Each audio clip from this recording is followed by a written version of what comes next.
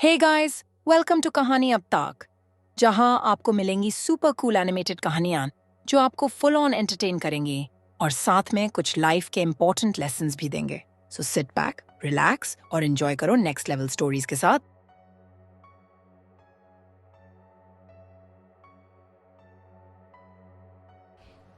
दिव्या को देखने लड़के वाले आए हैं, लेकिन उनकी बातों से लग रहा है कि वो लंबी लंबी फेंक रहे हैं। हमारे यहाँ 5 कार हैं, 7 बाइक्स हैं, फिर भी हम बस से आए हैं। वो क्या है ना कि हमें दिखावे का बिल्कुल शौक नहीं है। बड़ा नेक ख्याल है बेटा। लेकिन खुद की गाड़ी में बैठना दिखावा थोड़ी ना होता है। अरे हम दिल्ली से आए हैं, वहाँ पोल्यूशन बहुत है ना, तो हम गाड़ी में नहीं निकलते हैं। हाँ, ये उससे भी बड़ा नेक ख्याल है बेटा। लेकिन अगर आपको पोल्यूशन की इतनी चिंता है तो घर में 5 कार और 7 बाइक क्यों रखी है? अरे इतने पैसे हैं, फुर्सत में क्या करेंगे, कुछ ना कुछ खरीद लेते हैं। अभी पिछले ही हफ्ते एक हेलीकॉप्टर खरीदने का सोच रहा था। तो क्यों नहीं खरीदा? अरे उसके पंखे हवा ज्यादा देते हैं, हमारी माँ को ठंड बहुत लगती है ना, अब बुजुर्गों का ध्यान रखना पड़ता है ना।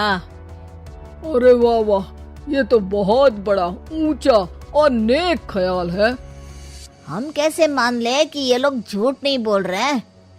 अरे हमारा परिवार झूठ नहीं बोलता। दिल्ली शहर में किसी से भी पूछ लीजिएगा, हमारे बेटे का बड़े लोगों में उठना बैठना है। हाँ। अरे छोटो चुप रह, इतने बड़े लोग हैं, झूठ क्यों बोलेंगे? हमारी फैक्ट्री है, और ऐसी फैक्ट्री कि यहाँ ग्राहक आया, इधर सामान बनाया जल्दी जल्दी, और हम हर काम ना जल्दी करते हैं। हाँ वही तो, तब जल्दी जल्दी अपनी बेटी का हाथ हमारे बेटे के हाथ में दे दीजिए। दिव्या के पिताजी दिव्या के भाई छोटू की एक भी बात न मानते हुए दिव्या की शादी दिल्ली के इस फेंकू परिवार में करवा देते हैं। जब दिव्या ससुराल पहुंचती है तब आपकी कार्स और बाइक्स कहाँ है? मुझे बाहर जाना था किसी काम से। कार और बाइक्स? कौन सी कार और बाइक्स? अरे जब आप मुझे देखने आए थे तो कहा था ना कि आपके यहाँ 5 कार्स हैं और 7 बाइक्स हैं। हाँ हाँ, उस दिन थी, आज नहीं है। है? आज कहाँ गई? अरे जिनकी थी वो ले गए। मतलब वो आपकी नहीं थी? आपने तो कहा था हमारे घर पर है। हाँ घर पर थी, बाबूजी का एक पार्ट टाइम काम है, कार और बाइक धोने का। उस दिन घर पे 5 कार और 7 बाइक्स थी तो बोल दिया था। अरे झूठ थोड़ी ना बोला है, जैसा था वैसा बोल दिया। और वो हेलीकॉप्टर खरीदने वाली बात, वो झूठ थी क्या? अरे बिल्कुल नहीं, शहर में एक नई कंपनी आई है पंखे की, जिसके पंखे बड़े हैं, कंपनी का नाम हेलीकॉप्टर रखा है। जब लेने गए तो हवा बहुत तेज फेंक रहा था, तो माँ ने बोला ठंडी लगेगी बेटा। वैसे भी दिल्ली में ठंड ज्यादा होती है ना। झूठ कहाँ बोला मैंने, जैसा था वैसा बोल दिया। हे भगवान, और वो फैक्ट्री वाली बात, इधर ग्राहक आया उधर सामान तैयार। अरे वो भी तो बिल्कुल सही है, मेरा ना पानी पूरी का ठेला है, इधर ग्राहक आता है उधर पानी पूरी बना देता हूँ। अरे झूठ कहाँ बोला, जैसा था वैसा बोल दिया। हे राम, मेरे तो कर्म फूट गए। आपने तो कहा था कि आप लोगों का बड़े लोगों में उठना बैठना है। अरे है तो, पहले मैं बहुत बड़े लोगों के यहाँ नौकर था, जब भी कोई गलती करता तो वो मुझसे उठक बैठक लगवा देते। हो गया ना बड़े लोगों में उठना बैठना।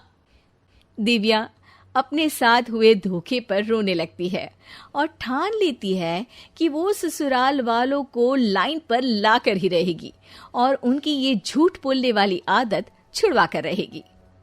आप लोग खाने में क्या लेंगे? करेला खा लूंगा।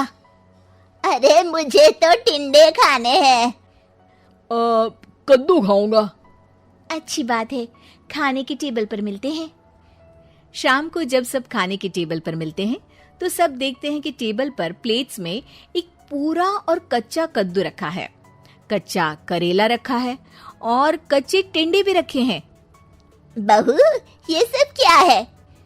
ससुर जी के लिए करेले, आपके लिए टिंडे और श्रवण जी के लिए कद्दू। अरे वो तो दिख रहा है, लेकिन ये पकाया क्यों नहीं है? आप लोगों ने पकाने को तो नहीं कहा था, बस मैंने पूछा था क्या खाएंगे, तो आपने ये कहा था कि करेले, टिंडे और कद्दू खाने वाले हैं। ये क्या मजाक है दिव्या, तुम झूठ बोल रही हो। अरे मजाक कहाँ है, आपने कहा कद्दू खाएंगे तो खाइए, ऐसी थोड़ी ना कहा था कि पका हुआ खाएंगे। और वो आप क्या कहते हैं, जैसा था वैसा बोल दिया, झूठ कहाँ बोला मैंने। दिव्या की बात सुनकर, समझकर सब शर्मिंदा हो जाते हैं और उन्हें अपने किए और झूठ बोलने की आदत पर पछतावा होता है। दिव्या समझदारी दिखाते हुए उन्हें सच के रास्ते पर चलने और किसी से मजाक में भी झूठ ना बोलने की सीख देती है और उनके काम में मदद करके उनके काम को और बड़ा बनाने में मदद करने लग जाती है।